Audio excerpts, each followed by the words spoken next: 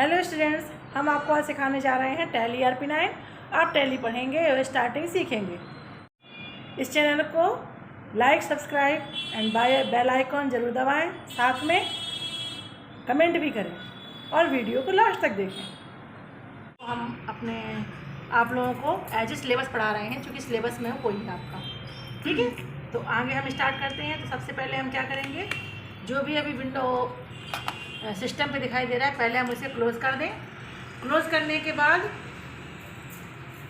के बाद इसे हम क्या करेंगे, टैली या तो हमें डेस्कटॉप में दिख जाएगी, और अगर किसी कारण से टैली डेस्कटॉप में नहीं दिखाई देती तो हम कहाँ जाएंगे, ऑल प्रोग्राम में। ऑल प्रोग्राम में हमें टैली दिखाई दी जाएगी, ERP9 डला हुआ। हम आपको ERP9 का वर्जन स्टार्ट करा रहे हैं, ठीक है। ये हमारी टैली विंडो ओपन हो गई है। टैली विंडो ओपन होने के बाद आपको यहाँ पर दिखाई देगा, आपको गेटवे ऑफ टैली लिखा हुआ। गेटवे ऑफ टैली के बाद यहाँ पर आपकी जो विंडो खुलती है वो कौन सी खुलती है, साथ में एक डायलॉग बॉक्स आता है, कंपनी इंफॉर्मेशन। कंपनी इंफॉर्मेशंस में कुछ पॉइंट होते हैं, कौन कौन से, select company, log in as remote user, create company, backup, restore and quick, ठीक है। तो इसमें से अभी हम स्टार्ट कर रहे हैं, आप लोगों को कंपनी के अंदर कैसे एंट्रेंस करेंगे, इसकी ज़रूरत क्यों होती है, तो ये सारी जानकारी अभी हम आपको दे रहे हैं। अकाउंटिंग क्या है, खाता। अकाउंटिंग मतलब होता है खाता। टैली यानी कि अकाउंटिंग, अकाउंटिंग यानी कि खाता। खाता यानी कि जो पहले इस समय पे बही खाता वगैरह चलाए जाते थे, तो वो बही खाता हम किस में मेंटेन करते थे, बुक्स में, नोटबुक्स में वगैरह में मेंटेन करते थे, जिन्हें हम रजिस्टर्स कहते थे। क्योंकि वो ज़्यादा होने के कारण हम उस पर अब मेंटेन अच्छे से नहीं कर पा रहे हैं, या उनका मेंटेनेंस करना संभव नहीं रह गया। तो अब प्रेजेंट टाइम पर टेक्नोलॉजी बहुत सी अपनी बढ़ चुकी हैं, जिसके वजह से अभी हम टैली सॉफ्टवेयर का यूज़ कर रहे हैं। तो टैली सॉफ्टवेयर के अंतर्गत हम आपको कंपनी में कैसे बिजनेस की डिटेल्स को एंटर कराएंगे, ठीक है। ये सारी चीज़ें अभी हम समझेंगे, क्योंकि हम जब तक अपनी कंपनी की बेसिक डिटेल्स को टैली सॉफ्टवेयर में अपडेट नहीं करेंगे, तब तक हमारी कंपनी की वर्किंग उस पर स्टार्ट नहीं होगी, ठीक है। तो हम क्या करें, सबसे पहले टैली हमने ओपन की है, विंडो आपके सामने दिख रही है, ठीक है। इसमें सबसे पहला दिया हुआ है कंपनी इंफॉर्मेशन के डायलॉग बॉक्स में। कंपनी इंफॉर्मेशन के डायलॉग बॉक्स में क्या दिख रहा है, पहला सेलेक्ट कंपनी, फिर दूसरा दिख रहा है log in as remote user, तीसरा पॉइंट है आपका क्रिएट कंपनी। तो चूंकि हमारे पास पहले से बनी हुई नहीं है, तो सेलेक्ट कंपनी हम अभी यूज़ नहीं करेंगे। फिर हम क्या यूज़ करेंगे, क्रिएट कंपनी। जब हम क्रिएट कंपनी को क्लिक करेंगे, डबल क्लिक करके इसको हम ओपन करेंगे, या हम कीबोर्ड के द्वारा एंटर करते हैं। वैसे कहते हैं टैली पर माउस की हमें ज़रूरत नहीं होती, और हम माउस से काम ना करने की जगह पर सिर्फ कीबोर्ड पे ही काम करते हैं। सारी शॉर्टकट कीज यूज करते हैं, जितनी ज़्यादा से ज़्यादा हमें मालूम होती है। तो अभी हम क्या कर रहे हैं, कंपनी इंफॉर्मेशन का जो डायलॉग बॉक्स खुला था, उसमें हमने क्रिएट कंपनी को क्लिक किया, यानी कि एंटर किया, तो हमारा क्या खुल गया, कंपनी क्रिएशन का फॉर्म ओपन हो गया। क्या ओपन हुआ है, फॉर्म आपका ओपन हुआ है। किस चीज़ के लिए, आप अपनी कंपनी की बेसिक डिटेल्स को टैली सॉफ्टवेयर के अंतर्गत फीड करा सको, ठीक है, जिससे आप उस पर काम पूर्णतः अच्छे से कर सको। तो चलो स्टार्ट करते हैं। अभी हम पहला क्या पॉइंट दे रहा है फॉर्म में, फर्स्ट पॉइंट है आपका डायरेक्ट हमारी होती है सी ड्राइव, जिस पर टैली के जितने भी हम वर्किंग करते हैं वो ऑटोमेटिकली वहाँ पर सेव हो जाता है। तो हम इसलिए इसकी ड्राइव लोकेशन चेंज नहीं करेंगे, जिसे हम डायरेक्टरी लोकेशन भी कहते हैं। तो यहाँ पर आपका डायरेक्टरी नाम से है और इस लोकेशन को हम चेंज नहीं करेंगे, सीधा एंटर करेंगे। कौन सी लोकेशन बता रहा है आपका? C drive. सी ड्राइव के अंदर टैली एक फोल्डर है tally.erp9 और tally.erp9 के अंदर एक डाटा नाम का फोल्डर है, ठीक है। यहाँ पर आपकी कंपनी की जो भी डिटेल्स है वो सेव हो रही है। दूसरा पॉइंट क्या है आपका? नेम। ये नेम यानी कि आपकी कंपनी का क्या नाम है वो हम देंगे यहाँ पर। तो सपोज दैट हम अभी यहाँ पे क्या देते हैं? SICT देते हैं, ठीक है। SICT हम दे रहे हैं। क्या कह रहा है? दूसरा नाम अगर इसको हम इंट्रोड्यूस कराते हैं फुल नेम से तो हम फुल नाम भी लिख सकते हैं, जैसे सागर इंस्टीट्यूट ऑफ कंप्यूटर टेक्नोलॉजी, तो वो हम पूरा लिख सकते हैं। नहीं लिखना है, शॉर्ट में ही रखना है तो भी रख सकते हैं। अगला पॉइंट दे रहा है आपका एड्रेस।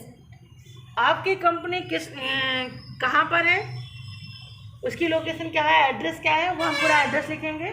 जैसे हम यहाँ पे लिख देते हैं मकरोनिया, ठीक। अब अगर हमारे पास एड्रेस बड़ा है, काफ़ी बड़ा है, अगर हमारा एड्रेस काफ़ी बड़ा है तो हम इसे एंटर करके दूसरी लाइन में और भी कुछ लिख सकते हैं। नहीं है बड़ा तो नहीं है, अगर बड़ा तो फिर हम क्या करेंगे? नॉर्मल हम दोबारा एंटर करेंगे तो नेक्स्ट स्टेप में पहुंच जाएंगे। नेक्स्ट स्टेप में जैसे ही पहुंचते हैं, एंटर करते हैं, तो आपके पास एक लिस्ट ओपन होती है। किसकी? स्टेशनरी कंपनी फॉर, क्या है ये? कंट्रीज। किस कंट्री में आपकी कंपनी है वो लिस्ट खुल जाती है और वहाँ से आप कंट्री नेम सेलेक्ट कर लेते हो। अपने इंडिया है तो हमने इंडिया सेलेक्ट कर दिया। फिर क्या दे रहा है अगला? Next point state. तो जैसे ही हम स्टेट में एंटर करते हैं तो list of state right side open हो जाता है।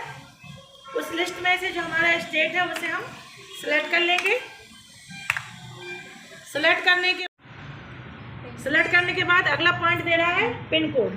जो पिन कोड है वहाँ का वो हम पिन कोड डाल देंगे।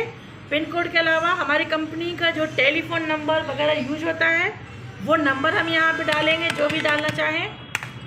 फिर ईमेल आईडी जो भी होगी वो भी हम डाल देंगे। इसमें क्या डाला है? कंपनी हम ईमेल आईडी डाल रहे हैं। ईमेल आईडी डालने के साथ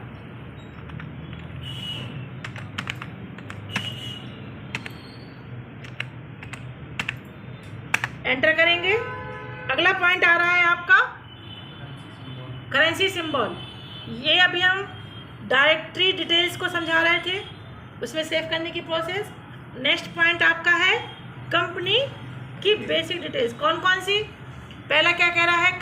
आपकी कंपनी में क्या यूज़ हो रहा है? करेंसी सिंबल कौन सी यूज हो रही है? रुपीज़। तो वहाँ पे क्या दे दिया है? RS यानी कि रुपीज़। फिर अगला क्या कह रहा है? यहाँ पर मेंशन दिया हुआ है। मेंशन से हम ये क्लियर कर रहे हैं आपको। मेंशन में दो ऑप्शन दिए हुए हैं। जैसे लिस्ट खुली हुई है, क्या लिस्ट खुली हुई है? Type of company. क्या मेंशन करना है? मेंशन करना है कंपनी में जो आप काम करने वाले हो उसके काम किस प्रकार से दिए हुए हैं? दो प्रकार से। पहला अकाउंट ओनली, दूसरा दिया है अकाउंट विथ इन्वेंट्री। तो जो अकाउंट ओनली है उसमें क्या होता है और अकाउंट विथ इन्वेंट्री में क्या होता है, इसके लिए हम समझाएं। सबसे पहले हम अभी सिलेक्ट करेंगे, चूँकि अभी हम आपको स्टार्टिंग से सिखा रहे हैं। तो अकाउंट ओनली क्या है? सिर्फ खाते से रिलेटेड वर्क होते हैं, इसकी एंट्री नहीं करेंगे, ठीक है। तो डिटेल्स की जब एंट्री नहीं करेंगे उसके लिए हम क्या ले लेते हैं? अकाउंट ओनली लेते हैं। तो चूँकि हम स्टार्टिंग कर रहे हैं तो इतना पर भी हम ले रहे हैं, फर्स्ट वाला ही लेंगे। फिर अकाउंट विथ इन्वेंट्री में आइटम्स सारी चीज़ आ जाती है। जैसे हमने कोई चीज़ परचेज करने गए हुए हैं, अगर हमने कोई प्रोडक्ट परचेज किया तो सामने वाला जब एंट्री करेगा तो किसके करेगा? प्रोडक्ट्स का नाम, प्रोडक्ट्स किस ग्रुप के अंतर्गत था वो लिया जाएगा, प्रोडक्ट्स कितनी क्वांटिटी में आपने लिया है वो डिटेल्स ली जाएगी। तो वो सब डिटेल्स जो होती है वो किसके अंतर्गत आ जाती है, अकाउंट्स विथ इन्वेंट्री के अंतर्गत वो सारी डिटेल्स आती है। ठीक है, तो अभी हम आपको स्टार्टिंग करने के कारण हम क्या पढ़ा रहे हैं, सिर्फ आपका अकाउंट ओनली। अब अगला पॉइंट आपका दिया है financial year from. Financial year from से बता रहा है आपका डेट जो दी है इसमें फिक्स हाँ इस सिस्टम पे फिक्स चलती है। इसमें चेंजेस अगर हम करते हैं, चूँकि एजुकेशन फील्ड है, एजुकेशन फील्ड में सभी सिस्टमों में हम डेट चेंज नहीं कर सकते, तो हम डेट नहीं चेंज कर रहे हैं, यही लेके चल रहे हैं। ठीक है, लेकिन डेट सेम रहती है किसकी, फाइनेंशियल ईयर की और बुक्स बिगनिंग की। क्यों, जिस दिन खाता क्लोज किया जाता है, जिस दिन खाता क्लोज किया जाता है उसी दिन न्यू बुक्स की स्टार्टिंग भी की जाएगी, क्योंकि हम उस दिन का डिटेल्स किस पे रखेंगे, वो भी तो हमें रखनी होगी। इसलिए दोनों की डेट सेम होती है, क्लोजिंग की और ओपनिंग की। यहाँ पे हमने ऑप्शन को यस किया ताकि हम एजुकेशन बोर्ड में वर्क कर सकें। फिर हमने लिया अगला रिपीट पासवर्ड, पासवर्ड डालने के लिए। तो पासवर्ड हम डालना चाहेंगे तो डालेंगे, अदरवाइज नेक्स्ट कर लेंगे। सिक्योरिटी को और मजबूती देनी है तो इसको भी हम यस करेंगे। यस करने के बाद वहाँ पे भी हम सिक्योरिटी डबल कर लेंगे। तो ये सारे हमारे सिक्योरिटी के ऑप्शन हैं। अब हम आते हैं आपका नेक्स्ट स्टेप फॉर्म भरने में, फॉर्म फिल करने में। Base currency information. Base currency information में फर्स्ट पॉइंट है बेस करेंसी सिंबल। सिंबल यानी कि क्या लेना है सिंबल आपको, रुपीज। अगला क्या कह रहा है, फॉर्मल नेम, यानी कि आपको इसका फुल नेम क्या है, इंडियन रुपीज। और नंबर ऑफ डेसिमल प्लेस अपन 2 ही लेते हैं, दशमलव के बाद 2 अंक लिए जाते हैं, तो वो सिलेक्शन के लिए है। क्लियर है। फिर इस सिंबल सफिक्स्ड टू अमाउंट। सिंबल्स को आपको जोड़ना है अमाउंट के साथ, यानी कि अगर ₹100 है तो उसके साथ RS लिखना। तो अब बेस करेंसी हो गया, फॉर्मल नेम हो गया, नंबर ऑफ डेसिमल प्लेस कितने होते हैं, 2।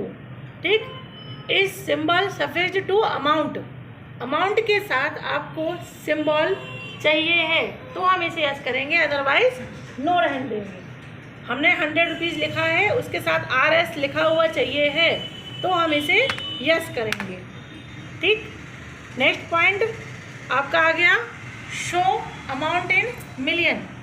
क्या आपका बिजनेस मिलियन तक शो कर रहा है, मिलियन रुपीस आप अभी इनकम में ले रहे हैं, नहीं ले रहे हैं तो हम इसे नो ही रहने देंगे, और अगर ले रहे हैं तो यस कर लेंगे।